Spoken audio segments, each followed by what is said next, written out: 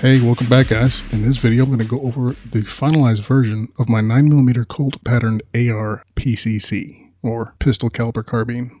So this is what the finalized version of the 9mm build looks like. But before we get into all the parts and everything that's in this finalized version, let's start from the beginning.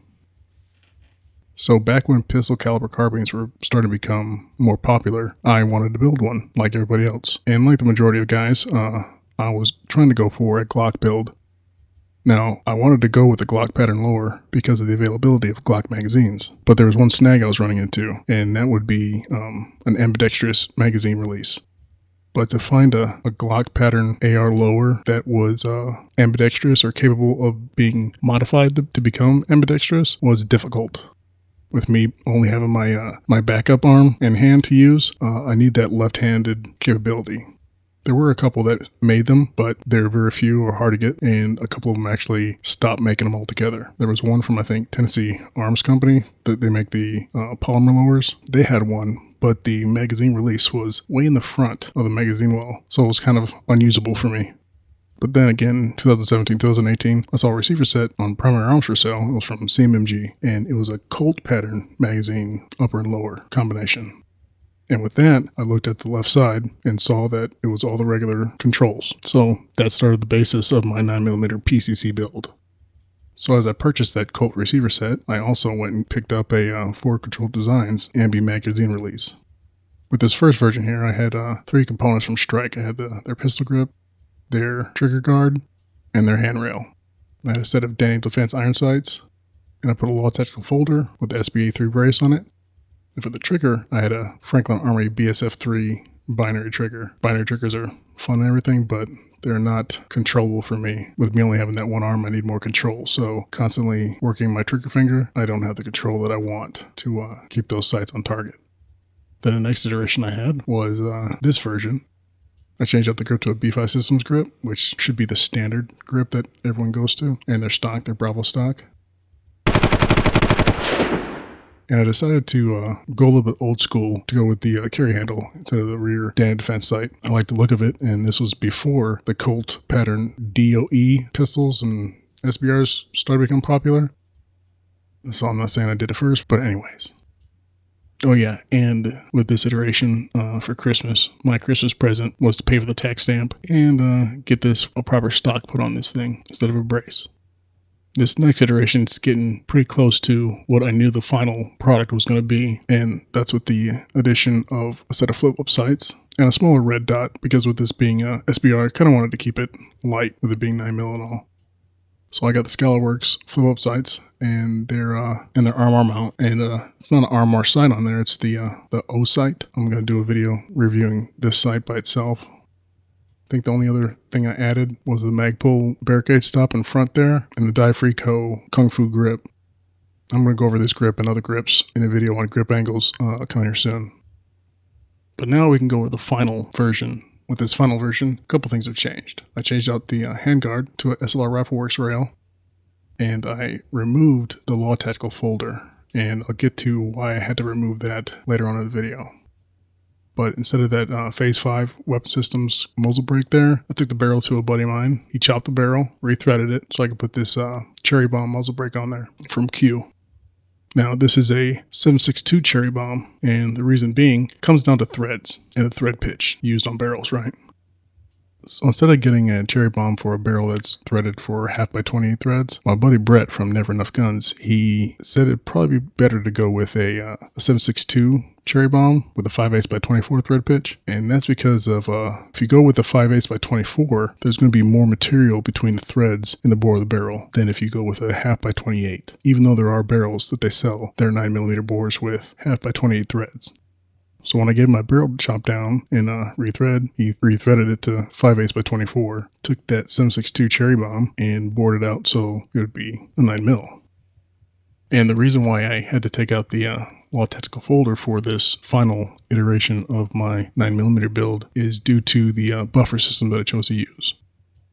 So everyone is familiar with the 9mm MP5, and everyone, talks about how great the recoil is. I don't really have any experience with MP5s, so I don't really know, but I have heard that the MP5's recoil impulse is very nice. The reason why it's nicer than like a blowback is due to the recoil system that the MP5's bolt has. And the MP5 has a roller delayed recoil system. And what that is it has rollers in the bolt carrier that fits into the sides of the receiver, where when you fire a round, the pressure from that round has to overcome the pressure that the rollers are putting on the sides of the receiver, and that delays the bolt from cycling back, so you don't have like an outer battery discharge, right? And it allows for a smoother recoil impulse.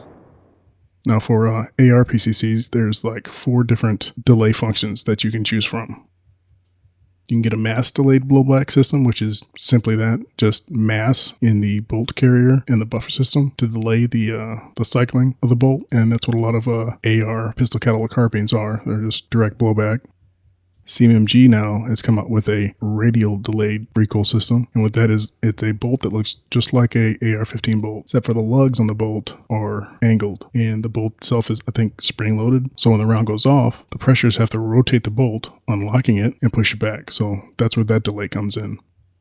Then there's a company that makes a roller delayed system like the MP5 for AR, but instead of the rollers being in the bolt carrier, the rollers are in the buffer and buffer tube.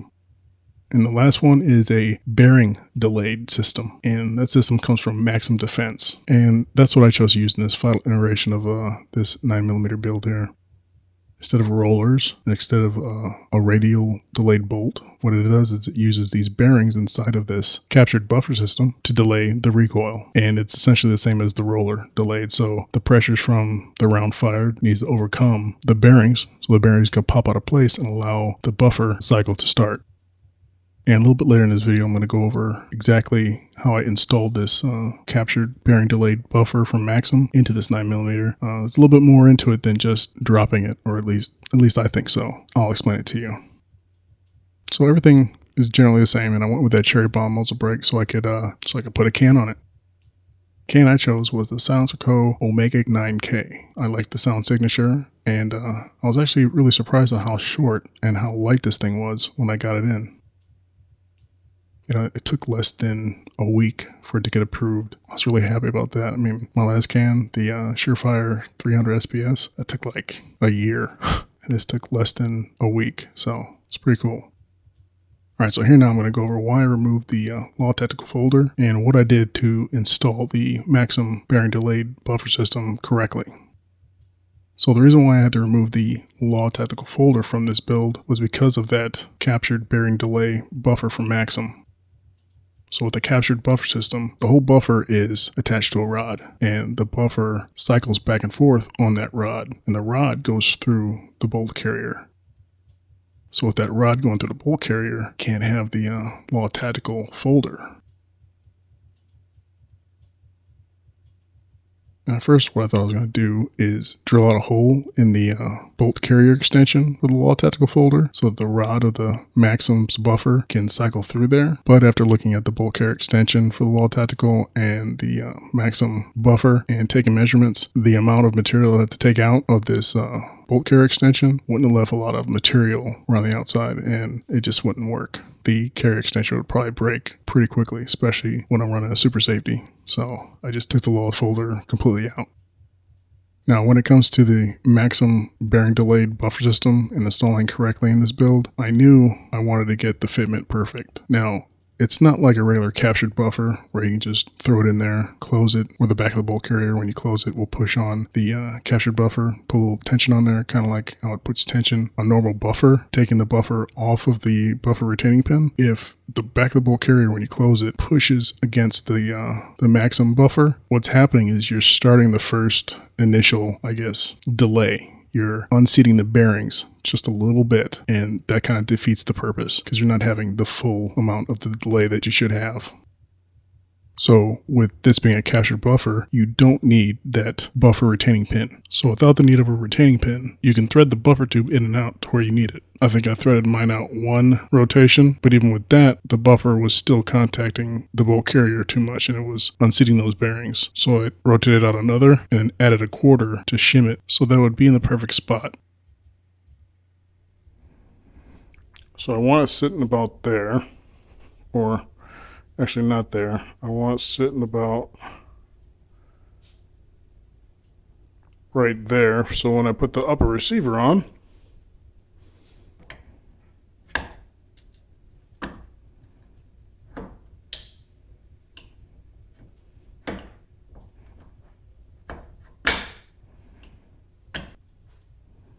so you want just a touch, like it is right now.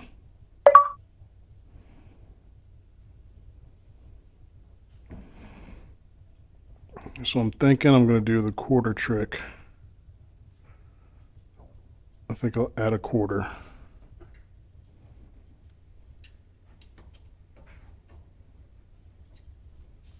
Forward Control Designs is their castle nut wrench. I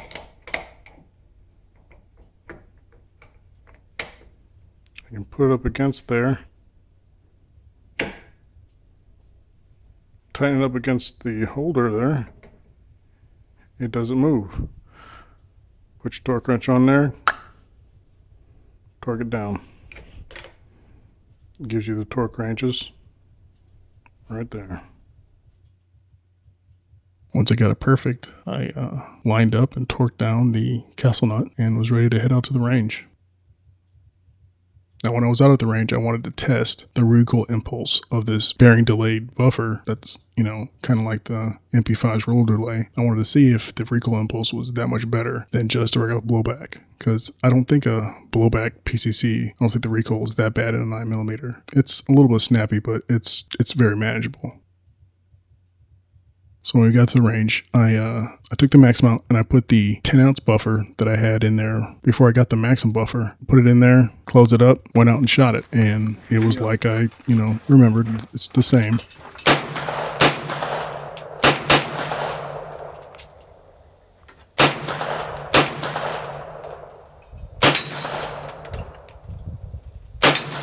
But when I put it in super safe mode, it didn't want to function. That was due to probably bolt bounce. I was getting one shot and that's it, or a couple shots and that's it, dead trigger. So I knew I needed a little bit more weight.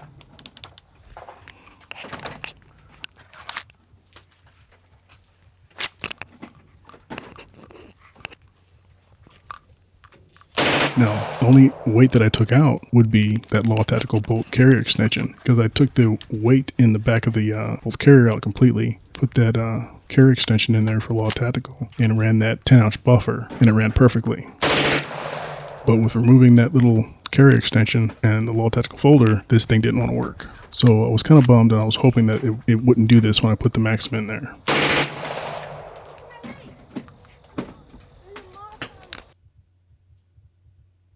So after shooting it with the normal 10-ounce buffer in there, I swapped it out with the Maxim bearing delayed buffer. And I put it on semi first, just so I could feel the difference in the recoil impulse. Oh shit.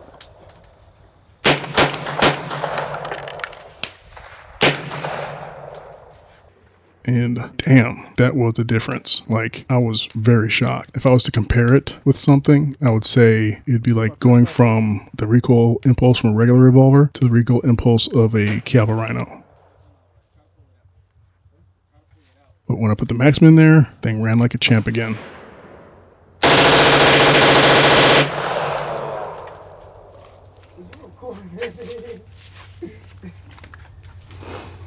It works now. One of the main reasons why guys have problems with their ARs with super safeties, and they're having problems with it cycling without getting a dead trigger, is due to bolt bounce. And the one thing that this Maxim Defense bearing delayed buffer is doing is it's stopping that bolt bounce. And how it's stopping the bolt bounce is when the bolt and this buffer cycles forward, those bearings lock into place again. So it won't allow that bolt to bounce. That's why I took the time to shim and fit that buffer tube so this captured buffer would meet up with the end of the bolt carrier perfectly. The recoil impulse with this bearing delayed buffer is very smooth. Tames the felt and the, scene recoil in the red dot. Like, it's not jumping around as much. It's a lot easier to stay on target, especially when this thing is suppressed. So for the rest of the range trip that day, we had fun shooting suppressed and unsuppressed.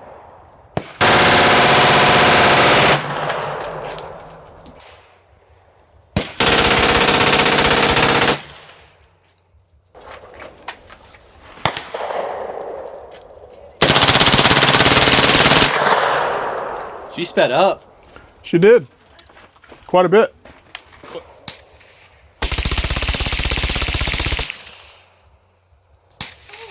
That's quick. Pull it.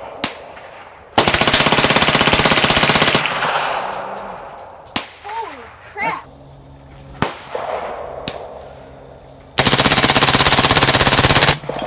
Oh yeah. That's awesome. Well, that's it for this video on my Colt pattern 9mm PCC build. Hope you guys liked it. Hope you might have learned a thing or two. If you did, go ahead, leave a comment, like the video, and don't forget to subscribe. I'll see you next time.